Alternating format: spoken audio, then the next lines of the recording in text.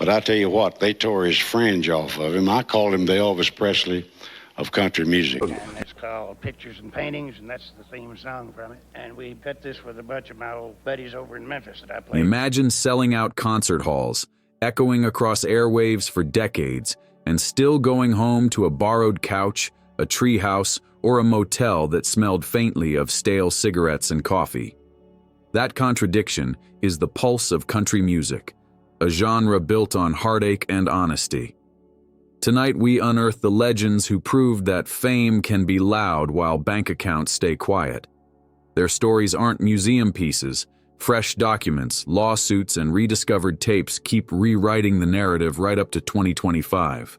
Blaze Foley sauntered through Austin bars with duct-taped boots and pockets full of promises he rarely kept. When a bartender asked why he refused a publishing contract that might have covered his rent, Blaze winked and said, "You can't spend freedom."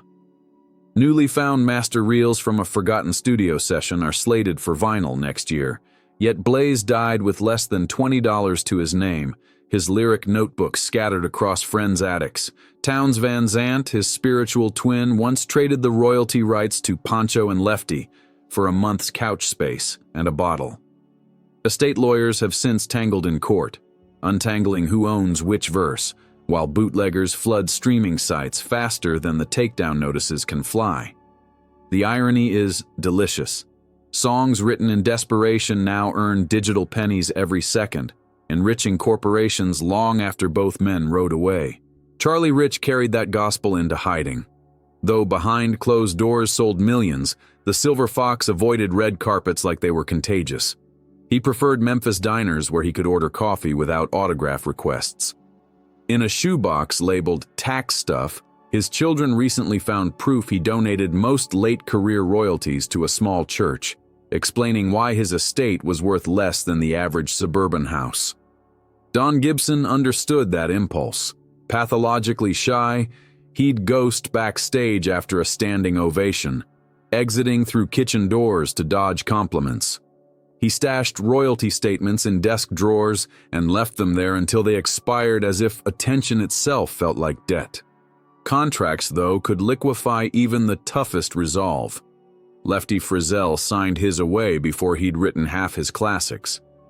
By the time a Hollywood biopic began shooting this spring, producers discovered that the paperwork still siphoned royalties to companies that had dissolved decades ago.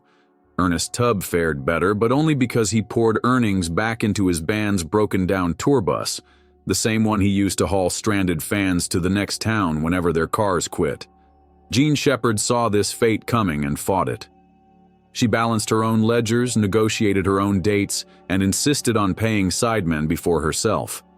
She died with modest savings, but every cent was hers. Addiction wrote an even crueler verse.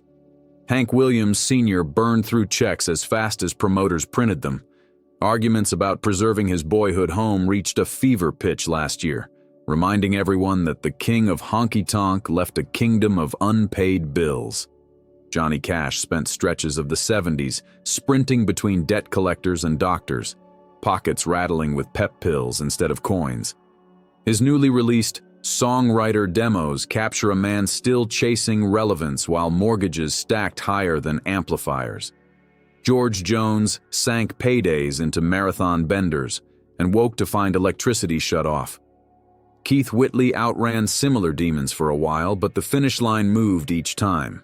He pledged to sober up before touring Europe.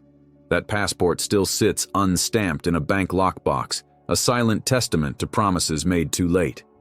Yet hardship doesn't always come wearing handcuffs. Sometimes it's stitched into the hem of childhood. Loretta Lynn, forever the coal miner's daughter, kept canning vegetables even after her mantle groaned under Grammy trophies. When younger artists visited her ranch, she'd hand them fresh jars of relish and say, "Store-bought tastes like regret." Patsy Cline, underpaid and overworked, spent tour breaks sewing her own stage outfits to save cash for her kids' school shoes. Wanda Jackson turned down wild signing bonuses because she preferred controlling her calendar, and Billy Joe Spears booked county fairs that paid in barbecue plates because the crowd felt kinder. Tom T. Hall's Frugality was philosophical. He wrote million-dollar lyrics on a thrift store typewriter and tended goats on his Kentucky farm, letting royalty checks compost in a kitchen drawer until tax season. Hank Snow's suspicion of luxury dated back to nights sleeping cold beneath Newfoundland stars. Success never seduced him. Stonewall Jackson wielded frugality as armor, famously suing the Grand Ole Opry for age discrimination instead of sipping cocktails at label parties. David Allan Coe embraced the same nomadic creed. Even now, in his twilight years, he tours in a van that rattles like a coin jar and claims closets give him claustrophobia. This web of cautionary tales might tempt you to blame the industry, and there's truth there. Exploitative managers, crooked promoters, and brutal tour schedules bled artists dry. But money also scared them.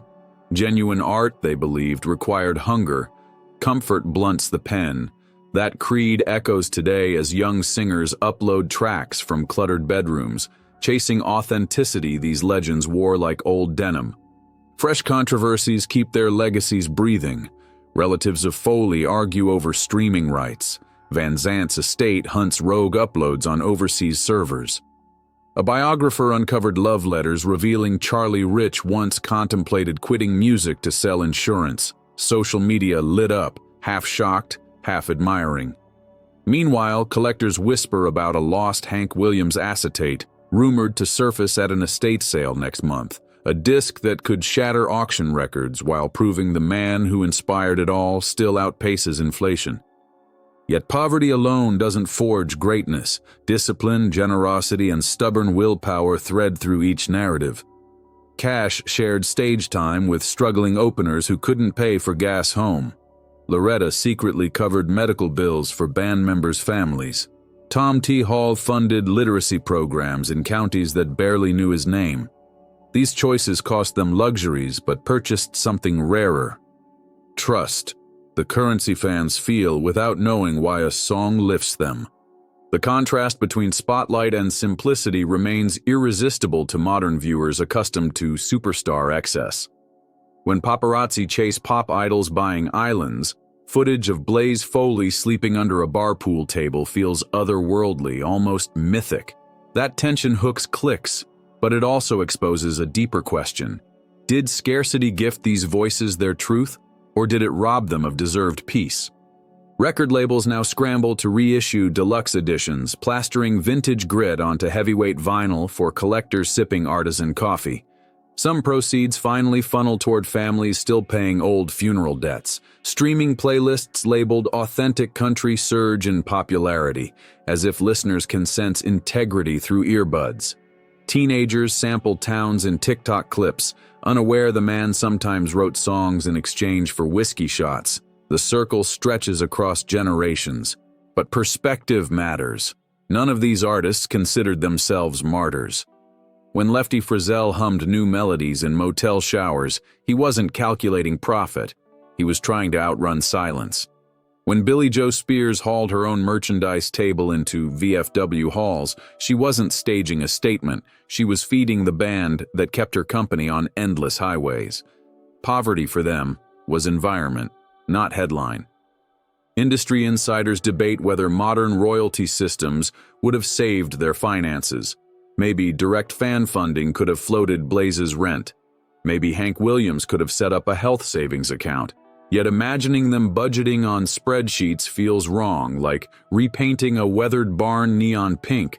The art and the struggle are woven so tightly that pulling one thread might unravel the tune. Still, cautionary tales can evolve into roadmaps. Rising songwriters now tattoo wrists with Blaze lyrics as reminders to negotiate better splits. Vinyl pressings include hotline numbers for addiction support. Music schools teach business fundamentals alongside pedal steel technique, citing George Jones as Exhibit A for why binge spending destroys both wallet and career. Even streaming giants quietly adjust payout formulas after public outcry championed by fans of Gene Shepard, who learned their hero did her own accounting with a 15-cent calculator. If money refused to stay, the music stayed immortal. That is the final paradox. Estate attorneys haggle over percentages while Blaze Foley's "If I Could Only Fly" racks up millions of quiet late-night streams, consoling listeners who've never set foot in Texas. Cash's ragged takes on Redemption Day feel tailor-made for modern anxieties about wildfires and headlines. Loretta Lynn's voicemail-style duets with her granddaughter chart on platforms she never used. Every time a teenager strums Pancho and Lefty, a royalty fraction trickles backward through time, validating choices that once looked like mistakes. We, the audience, hold the next verse. Streams are votes, merch is medicine. Respectful curiosity keeps estates honest. The legends gave sweat and secrets. We repay by refusing to let their names shrink into trivia questions. So next time you see platinum acts flaunting private jets, remember the storyteller who hitched rides, the queen who clipped coupons, the outlaw who slept in a Cadillac because motel prices felt sinful. Ask yourself whether their music would sting as sweet if diamond chandeliers had lined their studios. Fame can gild a name, but it cannot guarantee warmth, and no metric of monthly listeners can mend a heart broken by contracts, addiction, or simple human generosity. Still, those limitations bred songs that outlived them, humming in kitchens, dive bars, and stadiums alike. That immortality is worth more than mansions, more than flawless credit scores, and certainly more than the glib reassurance of a padded bank account. Their humble choices dare us to measure success differently. Maybe the richest person is the one whose words remain on strangers' tongues decades later.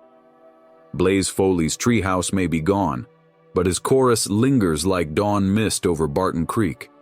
Loretta Lynn's canned green beans might have soured, but her anthems about working women taste fresher each year.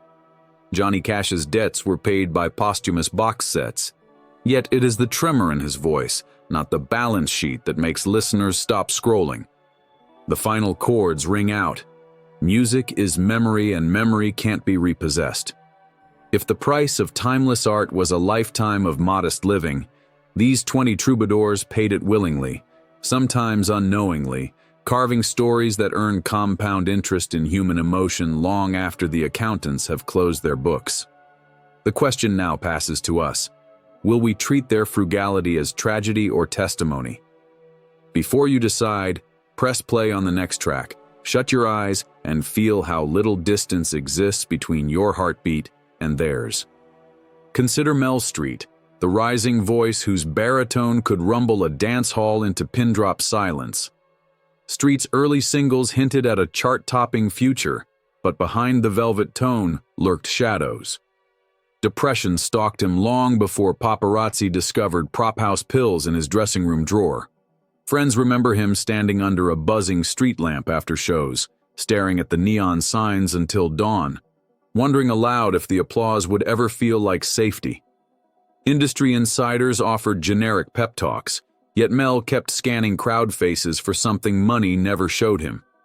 George Jones exemplified the same destructive loop, but stretched it over decades.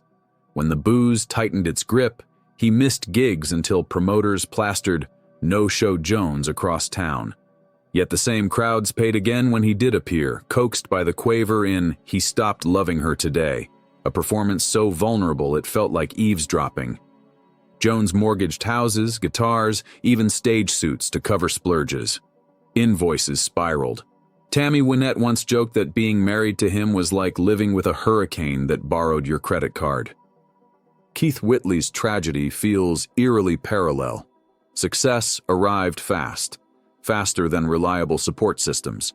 Paychecks fattened, tour buses upgraded, but the hotel minibars remained the same, stocked, tempting, cheap. Each hit single ratcheted pressure upward, and Whitley answered with another swallow. By the time the call came that he'd been found unresponsive in his Nashville home, his next record was already queued at pressing plants. In interviews, his widow, Lori Morgan, recalls how he once scanned a crowded bar and whispered, "I'm lonelier in here than on stage." Billie Joe Spears never scaled quite the same commercial heights, yet her humility carved deeper resonance. She toured in sedans instead of buses, stayed in roadside motels where the ice machines rattled all night, and insisted on meeting fans at the merch table because, as she put it, they bought the gas. After shows, she would handwrite thank you notes to venue staff. Those notes crop up on auction sites today, framed like folk art. A TikTok influencer recently paid $400 for one and filmed herself crying, proving authenticity still flips algorithms. Stonewall Jackson's lawsuit against the Opry in 2008 seemed like career self-sabotage at the time, yet the gamble bought overdue respect for older acts who were quietly being phased out of Saturday night lineups. Jackson preferred sleeping in his own tour van to fancy hotels. Partly thrift, partly principle. Reporters once caught him polishing the chrome grille himself before a gig, and he laughed, saying, "If it looks good, I sound good." The image circulated online years later with hashtags about hustle culture, proving vintage grit photographs well. David Allan Coe presents a puzzle wrapped in denim. Critics label him outlaw, icon, provocateur. He shrugs, hitchhikes to the next bar gig, and collects story currency instead of dollars. In the 70s, he slept behind a Florida biker clubhouse, guarding his guitar with a switchblade so rusty it probably counted as a tetanus delivery system. Fast forward to a 2024 podcast, Coe, now pushing 80, tells the host his wardrobe still fits in a single duffel because closets make me nervous. Minimalism or upbringing? He doesn't bother to decide. Tom T. Hall's literary streak deserves its own ledger. He treated pennies like punctuation, never wasting either. When he penned Harper Valley PTA, the royalty checks could have financed sports cars. Instead, he bought a tractor to expand his garden. Neighbors recall him driving that tractor in circles long after the rows were neat, just thinking. Productivity guru videos now cite him as a paragon of slow creativity. Work the soil until the idea ripens. Spend only what sustains the harvest. Hank Snow's caution sprouted from a Nova Scotia childhood so stark that fish heads counted as feast. Though he toured with rhinestone suits, he kept rehearsal dinners plain, black coffee and day-old bread. After shows, he mailed a chunk of the purse back to Canadian charities before paying his own crew. Accountants warned him the habit was unsustainable. Snow ignored them and lived well into his 80s, proof that generosity might lengthen life more than luxury. Charlie Rich's heirs recently unearthed an uncashed $40,000 check inside a triple-folded envelope used as a bookmark. He had stuck it in a battered copy of Faulkner's As I Lay Dying. Literary critics gasped at the symbolism, but the family just laughed. Charlie never needed much, and the bank honored the stale check anyway, interest included. Loretta Lynn's grandchildren converted her old canning shed into a micro-museum, still smelling of dill and pine shelves. Visitors can spin a small reel-to-reel player looping an unreleased track where she half sings, half laughs about taxes. The tape hiccups as the shed door slams, introducing random percussion. Labels offered 5 figures for digital rights. The family declined, preferring fans make the pilgrimage, buy a jar of honey, and feel the hum of history firsthand.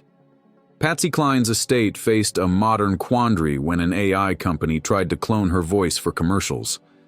Public outrage scorched social feeds, citing her lifelong fight for fair pay. The startup retreated, issuing an apology video filmed in low light, perhaps to hide red cheeks. The fiasco renewed discussion about artist consent, finally catching up to principles Kline outlined in handwritten letters 60 years ago. Charlie Rich once ironically sang about privacy, yet today his frugality lands him on minimalist podcasts. Hosts dissect his ledger like scripture, marveling at how little he spent on himself while funding scholarships for unknown musicians. One beneficiary, now a session guitarist on Top 40 Records, showed receipts on Twitter and wrote, "I owe my career to a man who never met me." Blaze Foley's duct tape boots went on display beside diamond-studded ensembles, stopping tourists in mid-scroll. Rumor has it a European investor offered 7 figures for Townes Van Zant's Martin guitar, but his son turned it down, stating, "Dad would haunt me." Instead, the guitar will be loaned to emerging songwriters for residency sessions, each required to record a single track. Gene Shepard's yellow pad budgets become museum pieces. Ernest Tubbs' rusted bus is being restored for classroom tours. Audiences now ask whether they will adopt the legend's thrift or merely merchandise it. Listen closely and you can still hear the difference. Blaze's off-key warble, Patsy's pure ache, Hank's throat-shredded cry. Those textures arrive unfiltered, cost of living embedded. Modern production polishes edges. Timeless songs lean into splinters. Small gestures echo.